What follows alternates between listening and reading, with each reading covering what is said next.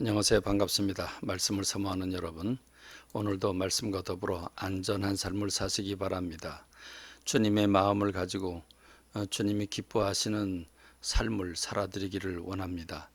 오늘 우리가 함께 묵상할 말씀, 지난주 마지막 부분은 처음 교회, 특별히 아가보라고 하는 선지자가 나타나서 이제 기근이 임할 것을 예언했고, 그 예언이 그대로 이루어져서 기근이 왔다. 그리고 이 기근을 맞아서 성도들이 헌금 부조를 모아가지고 바나바와 사울의 손에 맡겨서 전달하게 했다 하는 내용이 나옵니다. 성령 충만한 처음 교회는 성령의 인도를 받으면서 성령께서 깨우쳐 주시는 이 사회에 대한 여러 가지 부분들을 그걸 말씀을 또 선포했고, 그 말씀을 또 기쁘게 받아들여서 그런 기근이 일어났을 때 성도들이 일어나서 돕는 이런 부분들을 보면서 오늘 우리 믿는 사람들은 사회적인 문제에도 민감한 반응을 보여야 됩니다. 너희는 세상에 빛이 되고 소금이 되라고 말씀하셨기 때문에 우리가 어떻게 세상을 섬길 수 있는가 하는 부분을 생각해야 되는 줄로 믿습니다.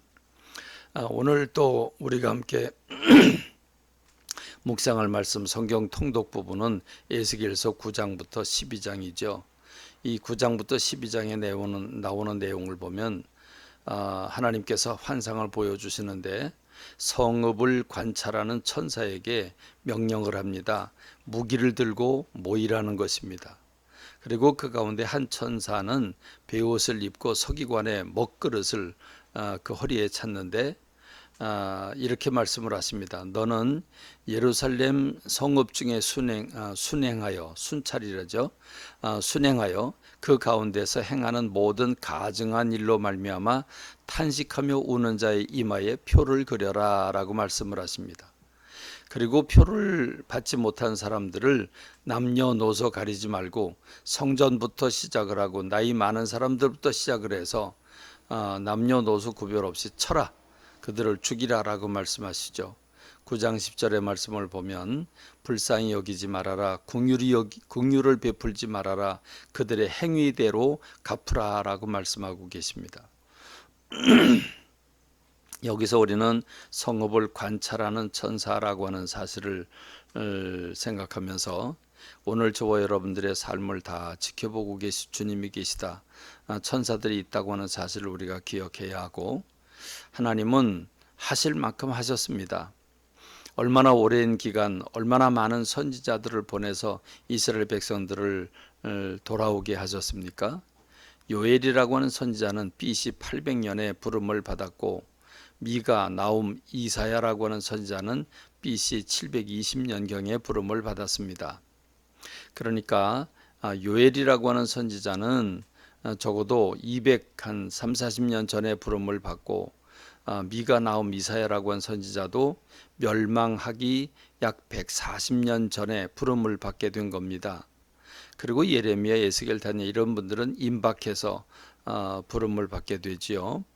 그러니까 적어도 멸망 수백 년 전부터 하나님은 이스라엘 백성들을 돌이키게 하기 위해서 애쓰셨습니다. 그러나 그들은 귀를 막고 듣지 않았습니다. 그러므로 하나님께서 그들을 심판하시는데 조금도 긍휼을 베풀지 않는 심판을 행하시는 모습을 보지요. 에스겔서 10장에 보면 놀랍고 가슴 아프게도 하나님의 영광이 동쪽 문을 향해서 성전 문지방을 떠나고 동쪽을 향해서 동쪽으로 들어오셨는데 동쪽을 향해서 나가시는 그런 모습을 볼 수 있죠. 하나님은 다윗과 솔로몬에게 말씀하셨습니다. 너희가 언약을 지키면 하나님의 눈길이 거기서 떠나지 아니하고 성전을 떠나지 아니하겠다고 말씀하셨는데, 그러나 이스라엘 백성들이 불순종하고 우상 숭배하고 경고에도 회개하지 아니하고 돌이키지 않으니까 결국 하나님이 그 성전을 떠나십니다. 여러분, 하나님의 영광이 성전을 떠나면 그 성전은 뭐가 됩니까? 더 이상 성전이 아니죠. 그냥 아무런 의미가 없는 집이 되어버리고 맙니다. 11장에서 그렇지만 그럼에도 불구하고 하나님은 지금은 매를 때리지만 지금은 버리시지만 반드시 우상과 가증한 것을 다 제하고 한 마음을 주고 새 영을 주고 돌 같은 마음을 제거하고 부드러운 마음을 주셔서 하나님의 말씀을 소중히 여기고 지킴으로 하나님의 백성이 되고 하나님은 그들의 하나님이 되실 것을 말씀하십니다. 매를 때림에도 불구하고 돌아올 것을 또 돌이키고 회복하실 것을 말씀하고 계시는 겁니다. 하나님은 에스겔에게 퍼포먼스를 행하게 하지요. 12장에 보면 이스라엘이 어떻게 포로로 끌려갈 것인지를 에스겔의 복장과 모습을 통해서 보여줍니다. 에스겔이 포로의 행장을 꾸리고 끌려가며 초소를 옮겨 이스라엘 사람들로 보게 합니다. 하나님은 에스겔에게 떨면서 음식을 먹고 놀라고 근심하면서 물을 마시게 함으로써 이스라엘이 그렇게 될 날이 곧 있을 것이라고 하는 사실을 보여준 것입니다. 반드시 더디하지 아니하고 응하게 될 것을 경고하십니다. 이렇게까지 하시는데도 깨닫지 못하는 건 어쩔 수 없는 거지요. 그렇습니다. 요한계시록 7장에 보면 종말 때 최종 심판 때에 하나님이 심판하는 천사들에게 땅의 네 모퉁이에 서서 사방 바람을 붙잡고 살아계신 하나님의 인을 하나님의 종들의 이마에 인치기까지 그 무엇도 해하지 말아라.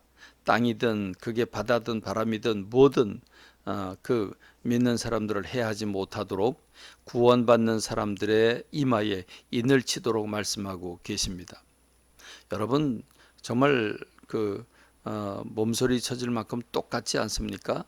에스겔서에 나오는 말씀, 에스겔서 9장에 나오는 말씀이나 요한계시록 7장에 나온 말씀이 동일합니다.